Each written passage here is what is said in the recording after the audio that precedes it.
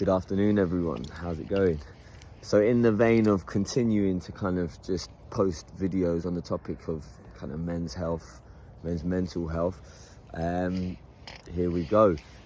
So had a great reaction to the video I posted the other day, which was lovely. I think it was nice to kind of put something out there on International Men's Day and kind of see that people are interested, and yeah, particularly kind of for the men out there to hear that there are people out there talking about it. Now, I'm not alone in kind of broaching the topic and talking about it. There are quite a few organisations out there, but yeah, I thought I'd just get into some kind of more issues that men are facing. Again, as I'm going to do with all these videos, just to state that nothing of which I'm talking about is in opposition to female issues and female problems.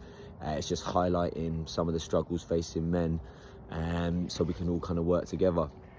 Now, on that kind of in that vein, it's funny, I was watching a chap talk from the Tin Man group, or the Tin Men, and yeah, he was talking about something that happened in Loughborough University.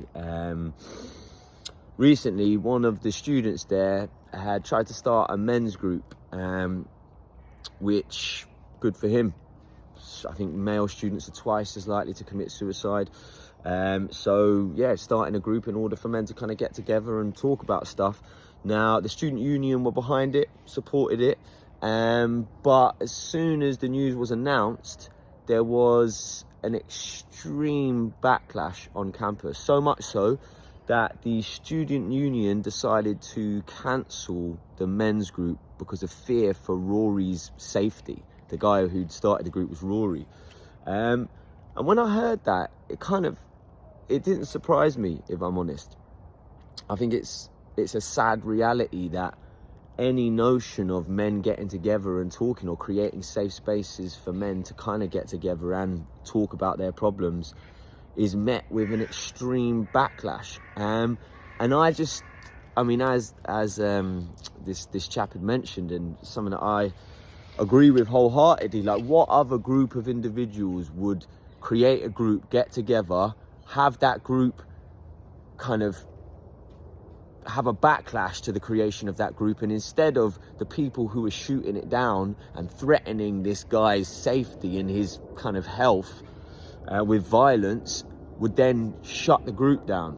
I mean, imagine, just as an example, imagine doing that for a women's group, or I don't know, the gay society, or any other gendered society that got together and tried to create a group in which they wanted to speak about their issues, and there was a fierce backlash to that. What would happen? Would the group be shut down, or more than likely would the people on campus who were spreading hate and threatening people, would they be removed from campus? So again, I think it's just another example of a word that I only recently was introduced to, and that's misandry. Now, misandry is the same as misogyny, but for men.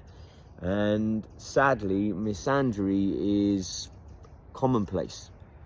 You only have to flick through a newspaper or a kind of magazine editorial to see examples of misandry. Now, one that kind of pops out, I don't know why it pops out for me, but I think it was like last year, Jonah Hill, the actor, had been exposed to be an extremely manipulative, kind of coercive, potentially an abusive partner, and had been using like therapeutic language in order to kind of coerce his partner into doing what he wants. Now, the amount of articles that I read and headlines just saying, this is what men do, this is no surprise, this is how men are. And I remember at the time just being shocked at hearing men just being lotted together in this one big group as you're all abusers, you're all coercive, you're all manipulative, this is what men do to women. And I just suppose it was, I mean, a perfect example of misandry, where men are kind of, one man is used to represent every single man on the planet. And it's only when you're speaking about men and in regards to men that you find that kind of reaction. Like, there's not many other groups of people out there who kind of just get whitewashed in the same way.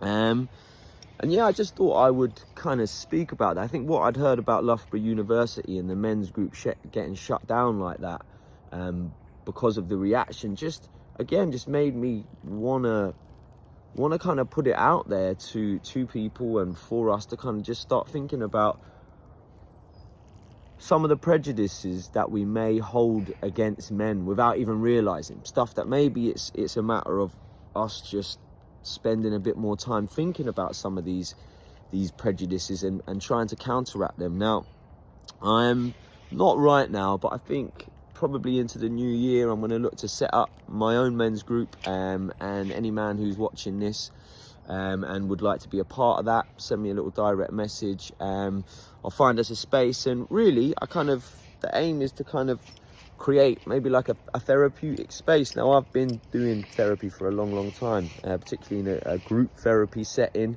and I feel quite confident in my ability to host a group like that. In fact, to be honest, I'm in need of it myself.